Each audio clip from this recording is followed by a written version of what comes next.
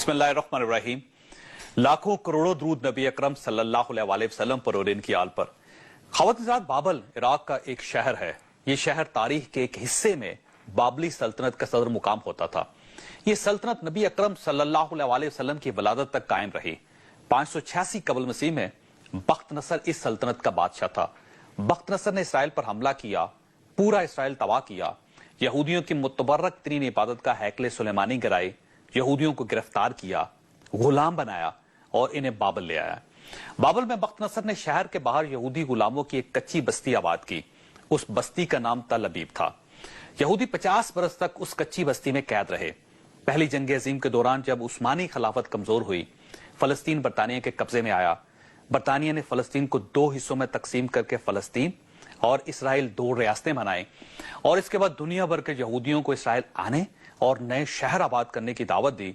तो यहूदियों ने बाबल के दौर की याद ताज़ा करने के लिए फलस्तीन में तल अबीब के नाम से एक बड़ा शहर आबाद कर लिया। यह शहर दिसंबर 1949 तक इसराइल का दारुल हुकूमत रहा। इसराइल ने 5 दिसंबर 1949 को यरूशलेम को अपना दारुल हुकूमत बना लिया। तल अबीब आज भी कायम है। यह इसराइल का दूसरा बड़ा शहर है। यह शहर यहूदियों की गुलामी की यादगार है। आप अगर दुनिया का नक्शा अपने सामने बिछाएं और इस नक्शे में इसराइल को तलाश करें तो यह आपको शाम, उर्दन, लेबनान और मिस्र के इंतहाई ऊपर वाले हिस्से में छोटे से चाकू की तरह नजर आएगा। यह छोटा सा मुल्क है। इसकी लंबाई सिर्फ 420 किलोमीटर और चौड़ाई 10 से 150 किलोमीटर है। इस वक्त इस मुल्क की आबादी सिर्फ 81,34,000 लोगों पर मुश्तमिल है। इस 81 लाख लोगों में 61 लाख यहूदी हैं, जबकि बाकी आबादी मुसलमानों और ईसाइयों पर मुश्तमिल है। इसराइल 4 इस्लामी मुल्कों की छीनी हुई जमीनों पर कायम किया गया। इसराइल ने 5 जून 1967 को शाम की गोलान की पहाड़ियों पर कब्जा कर लिया। उर्दन का मगरबी किनारा भी 1968 में इसराइल के कब्जे में चला गया और इसराइल ने 1967 ही में मिस्र के इलाके गजा पर भी कब्जा कर लिया। आप अगर नक्शे में इसराइल को दोबारा देखें तो आपको इसराइल के गिर्द 12 बड़े इस्लामी मुल्क दिखाई देंगे। ये मुल्क शाम, इराक, लिबनान, उर्दन, मिस्र, Saudi Arab, Bahrain, Qatar, UAE, Iran, Turkey और सूडान है। ये मुल्क आबादी, वसाइल, ताकत और रकबे में इसराइल से 500 गुना बड़े हैं। इसराइल ने 1948 से आज तक इन मुसलमान मुल्कों से 5 बड़ी जंगें लड़ी और ये हर जंग के बाद किसी न किसी इस्लामी मुल्क की किसी न किसी जगह पर काबज हो गया और ये ताकतवर तरीन 12 इस्लामी मुल्क और 58 ममालिक पर मुश्तमिल इस्लामी दुनिया इस छोटे से मुल्क से अपने इलाके ना छुड़ा सकी। ताजा तरीन तारीख में ऐसे वाकयात भी हैं जब उस शाम, मिस्र और उर्दन ने इसराइल के साथ इंतहाई अफसोसनाक मुआहदे कर लिए जिनके इलाकों पर इसराइल बराह रास्त काबज है। इन इस्लामी रियासतों के बारे में कहा जाता है कि इनके आवाम अगर इसराइल की सरहद पर खड़े होकर इसकी तरफ सिर्फ थूक दें तो पूरा इसराइल इस थूक में डूब जाएगा। सिर्फ मिस्र की मिलिट्री, पैरामिलिट्री और पुलिस की तादाद इसराइल की कुल आबादी से ज्यादा है, लेकिन इसके बावजूद फलस्तीनी 62 बरसों से लाशें उठा रहे हैं। फलस्तीनियों की चौथी नस्ल कैंपों और खुले आसमान तले आंखें खोल रही है और आलम इस्लाम ख्वाबे खरगोश के मजे लूट रहा है। हम लोग सिर्फ सोशल मीडिया पर सुल्तान सलाहुद्दीन यूबी बनने की कोशिश कर रहे हैं।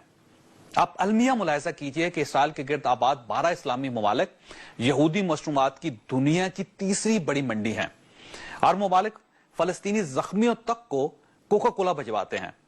इसराइल ने 2 हफ्ते में फलस्तीन के 608 मुसलमानों को शहीद कर दिया। इन शोहदा में छोटे छोटे बच्चे भी शामिल हैं, लेकिन पूरे आलम इस्लाम के कानों पर जूं तक नहीं रेंग रही। ये अपनी अपनी सहरियों और इफ्तार डिनर्स में मशरूफ हैं। OIC खामोश है। अरब लीग हमास को सुलह करने पर मजबूर कर रही है, जबकि सलामती कौंसिल ने मजम्मती करारदाद तक पास करने से इंकार कर दिया है। सदर ओबामा भी 600 लाशों के बाद फलस्तीनियों से इज़हार हमदर्दी की बजाय इसराइली सदर को फोन करते हैं और उनसे 27 यहूदी फौजियों की हलाकत पर ताज़ियत करते हैं। ये क्यों है और ये कितनी देर तक चलता रहेगा? ये हमारे बिलखसूस हमारे हुक्मरानों की बेहिसी की वजह से हो रहा है और ये उस वक्त तक चलता रहेगा जब तक मुस्लिम उम्मा अपने हकूक के लिए खड़ी नहीं होती, जब तक हुक्मरान जाती मफादात से बालातर होकर गरीब और नादार मुसलमानों के लिए नहीं सोचते। और ये शायद हमारी जिंदगियों में मुमकिन ना हो सके, क्योंकि यहूदी 2500 साल पुराने तल अबीब को भी याद रखे हुए हैं, जबकि हम में ताजा लाशें तक उठाने की हिम्मत नहीं। वो माजी को भी जिंदा रखे हुए हैं, जबकि हमें तो रमजान में भी बच्चों के गलों से टपकता हुआ लहू नजर नहीं आ रहा। चुनांचे अंजाम सामने वहां दीवार पर सामने लिखा हुआ है। हमें क्या करना चाहिए रियासत की हैसियत से और आम मुसलमान की हैसियत से, ये हमारा आज का मौजू होगा।